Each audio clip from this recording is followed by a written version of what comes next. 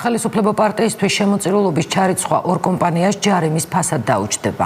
აღმოჩნდა, რომ ქართული ოცნების შემომწირველების ჯეოსპირტ პრომისა და დუგლაძეების ღვინის კომპანიის დამფუძნებლები უცხო ქვეყნის მოქალაქეები არიან. კანონით კი მათ პარტიებისთვის ფულის შეწირვა ეკრძალებათ.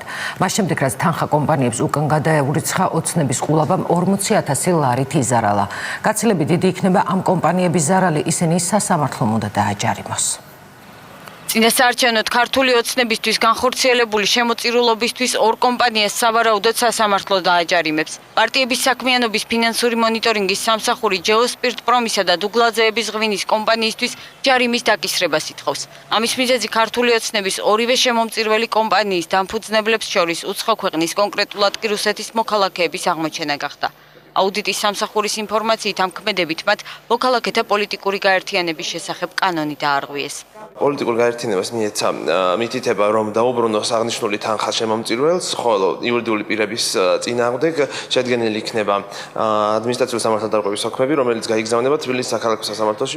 ქართულმა ოცნებამ ჯეოსპირტ პრომის და დუგლაძეების ღვინის კომპანიისგან 20,000 ლარი 29 და 30 მაისს მიიღო. კანონის თანახმად შეწირული თანხა ქართულ ოცნებას უკან 5 სამუშაო დღეში უნდა დაებრუნებინა. მმართველმა კოალიციამ შემომწირველ კომპანიებს თანხა ამ ვადის ამოწურვამდე დაუბრუნა.